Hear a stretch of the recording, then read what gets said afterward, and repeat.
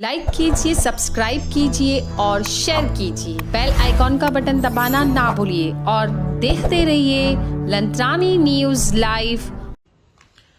देश की राष्ट्रीय राजधानी दिल्ली में उत्तर पूर्वी क्षेत्र में एक इलाका है दिलशाद गार्डन, और वहां पर भाजपा के चुने हुए सांसद परवेश वर्मा ने आज से करीब 2 दिन पहले एक निहायत ही भड़काऊ भाषण दिया। वहां पर एकत्रित भीड़ से उन्होंने बोला कि अगर तुम उन लोगों को समझाना चाहते हो और ठीक करना चाहते हो तो उनका पूर्ण बहिष्कार कर दो, उनसे सब्जी, फल और तमाम अन्य चीजें मत खरीदो। खूब नारे भी लगवाए। एक और भाजपा के शिरोमणि है, लोनी से विधायक हैं नंदकिशोर गुर्जर, वो तो 2 हाथ आगे चले गए।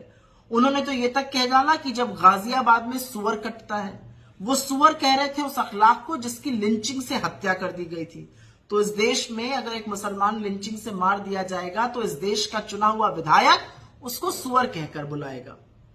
अब उस भीड़ जहां पर ये हुई, जहां पर ये रैली हो रही थी, वहां पर पुलिस भी थी।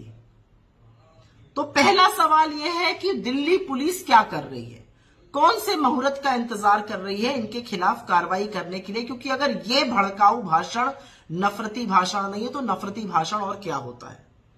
दूसरा, कोर्ट क्या कर रहे हैं, क्यों नहीं संज्ञान ले रहे हैं? सब जगह ये स्पीचेस हैं। क्या कोर्ट अपनी ही बात को मानकर चुप बैठा हुआ है कि अगर नफरती भाषण भी हंस के दिया जाए तो वो नफरती नहीं है? अब तीसरे मुद्दे पर आ जाते हैं कि ऐसा ये लोग क्यों करते हैं, क्योंकि परवेश वर्मा ने दिल्ली के दंगों के दौरान भी ऐसी कुछ आपत्तिजनक बातें कही थी, और नंदकिशोर गुर्जर को तो सबने देखा था कैसे किसान आंदोलन में हाथापाई और मारपीट करने इनके गुंडे पहुंच गए थे और खुद भी पहुंच गए थे।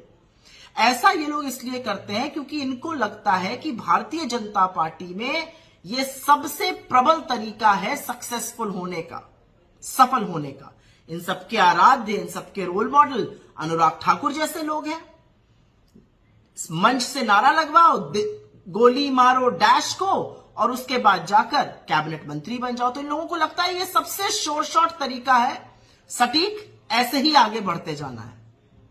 अब बात आती है कि मोदी जी क्या आप चुप रहिएगा या कुछ कीजिएगा? आपका सांसद खड़ा होके मंच से पूर्ण बहिष्कार की, सुअर होने की गंदी गंदी बातें कर रहे हैं, आप क्या कीजिएगा? मूक दर्शक ही बने रहिएगा? पर मोदी जी पर कुछ और बोला जाए उससे पहले उनके छोटे भाई अरविंद केजरीवाल जी पर बोलना जरूरी है। अरविंद केजरीवाल जी जब भी दिल्ली में कुछ होता है मौन धारण कर लेते हैं। दिल्ली में बुलडोजर चला, केजरीवाल जी चुप। दिल्ली में जंतर मंतर पर काटो काटो का नारा लगा, केजरीवाल जी चुप। दिल्ली में दंगे हुए, केजरीवाल जी ने मौन धारण कर लिया। और अब फिर से इस तरह का नफरती भाषण बोला गया और केजरीवाल जी चुप रहेंगे। तो कब तक आप भाजपा के छोटे रिचार्ज की भूमिका अदा करते रहिएगा? अरे कभी तो बाहर आइए, कभी तो हिम्मत जुटाइए, कभी तो साहस जुटाइए। जिन लोगों ने आपको वोट दिया इस जनता के लिए, कभी तो खड़े होकर बोलिए। और फिर से मैं मोदी जी से एक बात कहना चाहती हूं, जब विदेशी देशों ने आपके ऊपर प्रेशर बनाया था तो आपने तुरंत बिना समय व्यर्थ किए नूपुर शर्मा को फ्रिंज एलिमेंट कहकर निकाल बाहर फेंका था, दूध की मक्खी की तरह। यह बात अब फिर से विदेशों में जा रही है। विदेशी चैनल, विदेशी अखबार इस पर फिर से लिखना शुरू कर रहे हैं जो परवेश वर्मा जी ने रचा है। अब क्या कीजिएगा? अभी भी चुप रहिएगा? और जैसे बहिष्कार की मुहिम वो यहां पर चला रहे हैं, अगर गल्फ कंट्रीज चलाने लगी तो क्या करिएगा ये बताइए? जो लोग वहां काम करते हैं, हिंदू मुसलमान सब वहां काम करते हैं। तो दिक्कत की बात यह है कि नफरत की आंधी में इतने मत बह जाइए, इतने मत खो जाइए कि रैशनल थिंकिंग और जो राजधर्म है आपका वो आपको याद रहे। राजधर्म याद है ना? 2002 का पाठ पढ़ाया गया था आपको।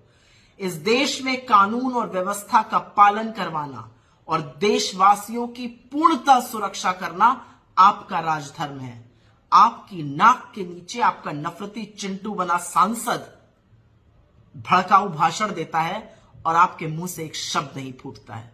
दुर्भाग्य है इस देश का कि आप इस देश के प्रधानमंत्री हैं। लाइक कीजिए, सब्सक्राइब कीजिए और शेयर कीजिए। बेल आइकॉन का बटन दबाना ना भूलिए और देखते रहिए लंत्रानी न्यूज लाइव मुंबई।